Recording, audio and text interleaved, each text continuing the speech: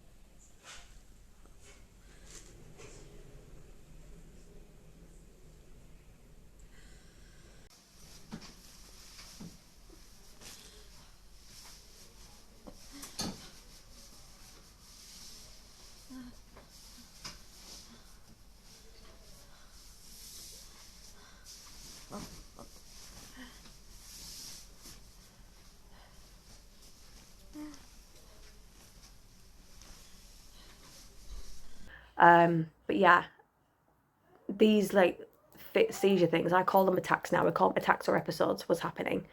And it was something completely new. At first we thought it was just a reaction to medication I was having because my phosphate levels were low. I'll briefly let you know what that means here.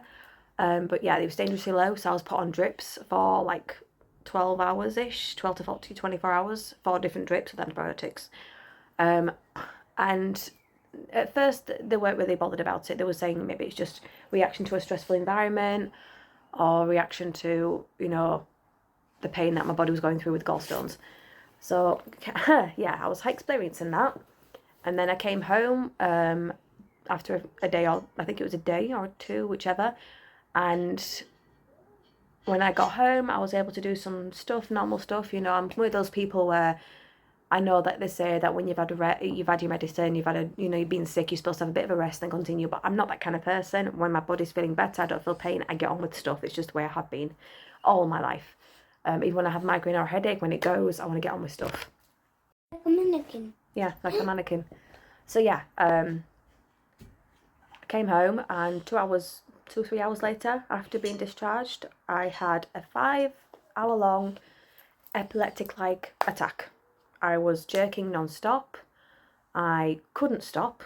It was out of my control. Friends who would come to visit me saw it, and it wasn't the greatest thing ever. It made me incredibly weak. I couldn't move my legs, my arms. It was just, they were like weights, like something was sat on me.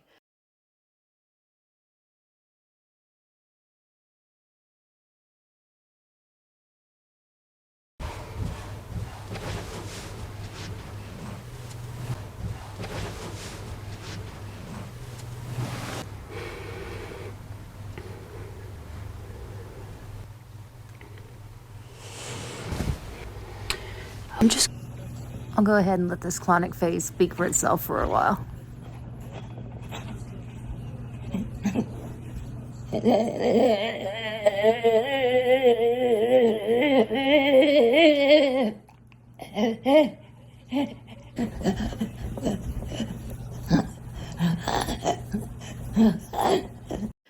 Again, I was having this for 5 hours non-stop. Long story short, I went to hospital again in an ambulance with my husband, and we went to the local hospital, which is the neuro side, I guess you might say. We have 2 hospitals. One is for like American, please? cardiovascular stuff like that, I think. Oh. And the bigger one is like neuro, children, you know, yeah, it's a bit complicated, but it's less than when I explain it. Anyway, you can look it up. But yeah, so I went in, and I was still not stopping these jerking. Like I said, it was like 12 o'clock at night. Finally, my body was just, I think, basically too exhausted, and I managed to sleep. However, I had a migraine, so I had to have, I think, painkillers for that, codeine or something, because my head was just, because it's like you're shaking all the time. Your head is like shaking a baby. No, not shaking a baby, but it's like they say that shaking a baby is like, it was like I'd been shaken from my head, basically, you know, violently. So I was trying to, my body just wasn't, yeah, I was weak and couldn't manage. Very weak, could barely walk. I was being taken around on a bed, basically. And then it was later said that because they did something called a Hoover's test, where they test your, you know, they might tap you, and if you're reflexing, stuff like that, you know, if your eye pupils are alert, I guess, or whatever, you can touch your legs and it pops and things like that. A simple test just to check for epilepsy or something, or check other symptoms that are covering other issues.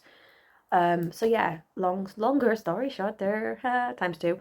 I was diagnosed with FND, which is functional neurological disorder. So basically, as they explained it, I'm going to try and put a picture up as well, because it's so hard to explain sometimes. So it's like having a good old-fashioned computer with your hard drive and your mouse, and you're trying to do stuff with the mouse, or, you know, send, you know, messages through the keyboard to click on whatever, or do a search, but things are just not going through to the main hard drive or to the screen, and it's just not understanding what's going on. So it's almost like it's sparking inside. I don't know if it's sparking here, but yeah, that was the situation. My body was just jerking because it didn't know what the hell was going on. And basically the doctor said it's my reaction, or my body's reaction or defense mechanism to all the pain that I was experiencing from the gallbladder situation, and also lifelong trauma. I'm not going to get into that, because everyone's got their own trauma, everyone's got their own crap they've been through growing up, whether it be bullying, you know, life situations, mental health issues. Yeah, different categories in an umbrella. But yeah, so I have now been diagnosed with FND. I'm still waiting to have a bit of an MRI scan to just medically confirm. It's been confirmed by a consultant, but you know, they have to document it. Yeah, written in black and white to say that this test confirms that she's got nothing else going on up there, so this is it. So yeah, that's one of the reasons why I've not been doing any videos. Actually, I have a few videos I've been wanting to do for a long time, but I've just not been well, basically. And the medication that I'm on, when I have an attack, it makes me so tired and drowsy. It's unbelievable. You know, my body goes weak. I'm on like 5 different medications and I just get so tired. I feel sick half the time, makes me drowsy, can barely walk half the time, you know, and it's not great when you're a mum and you just want to be up on your feet and you're always tired, or your kids see that you're having a jerking attack, as they call it, you know.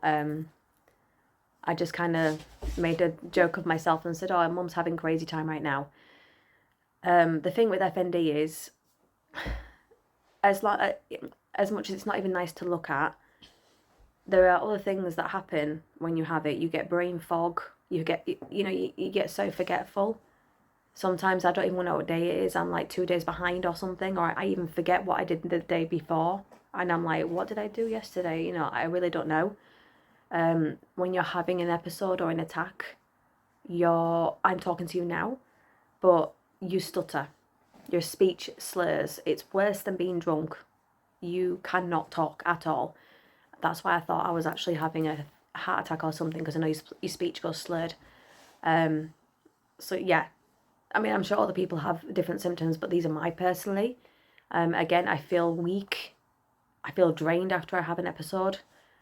Some days I'll have a tiny little episode where it's just tiny little jokes. I still feel tired afterwards, but it's not as bad as I can usually manage with that, you know, manage later on. Other days I have strong attacks where it looks like I'm possessed in a way, but they're very strong, and that makes me incredibly tired. I just want to sleep, really, but I have massive insomnia as well, so if I give in to sleep, I can't sleep at night. Yeah. There's also things like if I go a few days with only having small attacks, there'll be a day when I have massive strong attacks. I can have 2 in one day, or I can have 3 or 4 in one day, but every day I'm guaranteed to have 1, whether it's mild or strong. It's just incredibly crazy. So I also now carry this around, and I'm just realizing you probably can't read it because it's backwards. So basically I choose to wear this because if this ever happens in front of anybody, at least people can read it and they will know that, first of all, you can't do anything apart from just make sure that I'm safe, or make sure that if it's a strong attack, I'm sat down somewhere, or even laid down if I have to be. You know, it literally says you can't help me. Just know that I am aware. For me, like I said, some people might not be the same, but for me, I'm alert. I can hear what you say. I can't necessarily reply, but I can try to write things down even though I'm shaking. It looks like a toddler's writing, but I can still try. One benefit for me is that my husband is fully aware of this situation. It helps that he's a nurse, and so are my children. Usually he's able to just, you know, if I can't talk, he will do it for me. He will try to understand what I'm saying, which I guess being married, he knows what I'm saying by now. So he will be able to tell the doctor or consultant or whoever I'm near in public that, don't worry, you know, she's saying this and that. He can be my voice. It does also mean that if I need him, if I end up going to hospital for whatever reason for a test, or I'm having an attack, it does mean that he ends up being the carer overnight. But yeah, I'm just letting you guys know in case you know anybody else who has FND, because it's one of those things where it's not talked about, but when I got diagnosed with it, I found a lot of research and a lot of people that have it, but it's not something that is known. And like I said, the only thing that you really see is it looks like an epileptic attack, which he does, but it's not. There's no medication for it. There's no cure, technically. There are coping mechanisms like diversions, or if it happens, you're supposed to divert your attention, try to fill the floor, try to count breaths, try to distract yourself like you would distract a child. I mean, there's some mechanisms that I've come across myself as a teaching assistant who works with special needs before, that I would use on a child to try to calm them down, especially autistic children. But in the moment, sometimes you just can't, people say, oh, you can control it, it's mind over matter. But trust me, when you're in the situation, it's not always mind over matter. And it really, I don't know about if I'm speaking on behalf of the people, but it really bugs me when people say that, because unless you're feeling it and experiencing it, it's hard. I'm getting drained now even talking about it, because that's what happens. Luckily, I've got a very, very brave little boy who sees it happening and will calm it. He'll take over the siblings and look after them or whatever. It's a bit of a shame that he has to be in that situation when Daddy's at work, but it's what you have to do. Yeah, their schools know about it, because if ever, God forbid, I'm poorly or whatever, they can't go to school or they're late to school. I don't want them being penalised because they're late, because we all know what schools are like now and these days, especially for being on time or having sick days.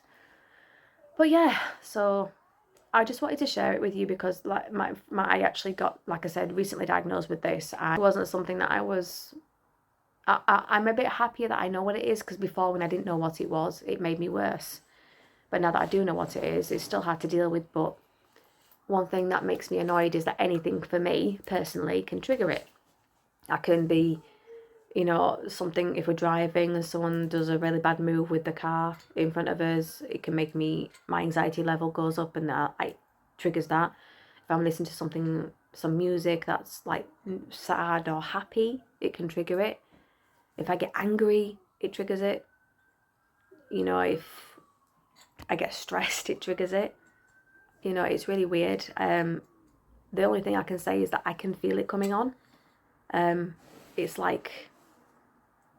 almost like if you go outside and it's cold, you get that shiver. It's like that on your back kind of thing.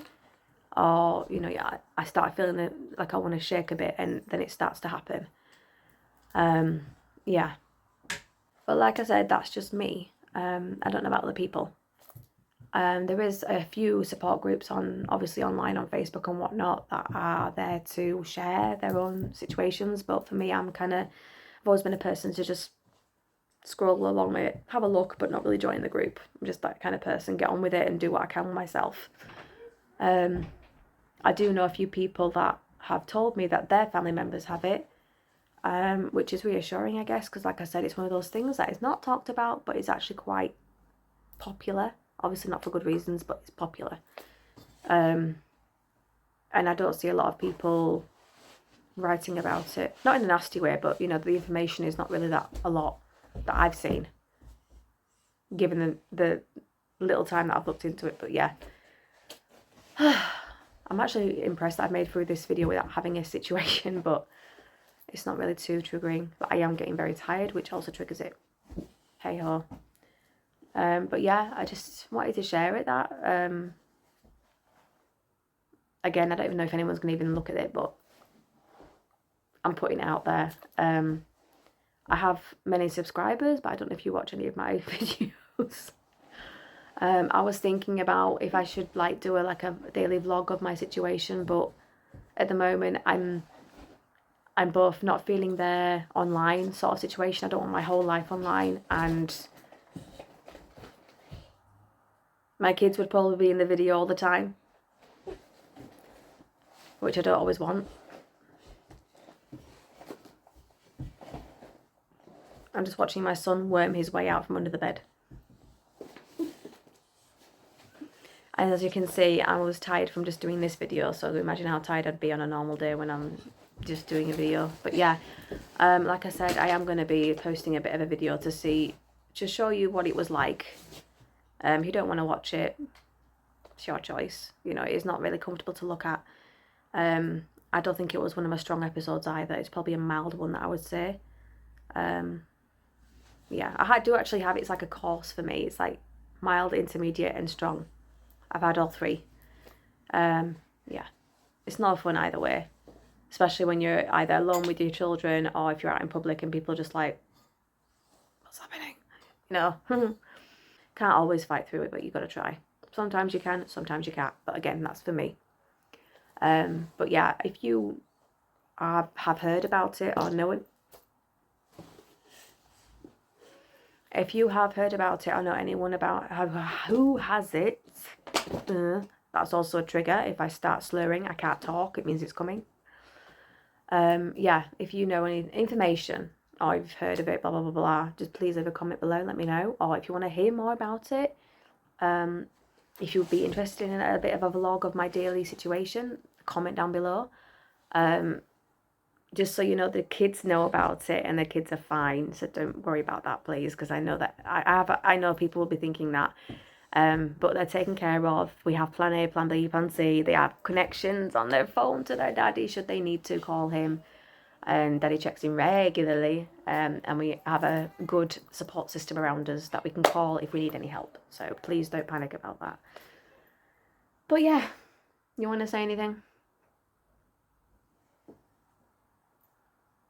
No. Yeah. So yeah, like I said, it's not a lot to say. It's not a lot to say about it because it's not a lot of information about it. Chest pain. I'm due for another attack next week, and I can feel like what I call niggles of pain. It's like my body telling me. That's a new symptom as well. I've started the new symptom since I got the FND is that instead of the whole build up, or instead of the full-on attack, I still get the full-on attack, but like a week before and a week after my attack, I start getting like niggle pains, like it's coming, it's getting ready. So yeah, it's getting great. So I'm still waiting for my surgery to remove my gallbladder. It's usually 3 to 6 months. I'm on my 3rd to 4th month of waiting, so hopefully it'll be happening soon. It won't fix it, but it'll make it a bit better, especially not having to deal with the pain once a month and going to the hospital once a month and all the blood tests once a month. Because taking the blood with the hospital was just insane. Yeah, that was just crazy. So yeah, I hope you find this in any way helpful. If you're not anyone who has it, you're not alone. Especially if a family, it is hard to deal with, but it's also, you know, you can get there, and if you have support, which I hope you do, you can manage. My gosh. But yeah, majority of my time in hospital is usually just watching my YouTubers, which is that's why I'm wearing this one today, the Pokemon Grunge from CJ Facing. They've been the videos getting me through that, and Yasko, but he never has any merch that's available when I have money. Boom. But yeah. Why don't we make a merch? So yeah, I just wanted to share it with you. Like I said, if it helps anybody, good. If you know anybody, share. If you're even bothered why I've not been uploading, probably not. But okay, that's my life update. I could have said a lot more, but we're going to be here till 3 hours later, so I'm not going to bother with that. But yeah, I hope to get more other videos that I wanted to talk about up next time, and we'll see. But until next time, bye bye, God bless. Say bye bye. Blah, blah.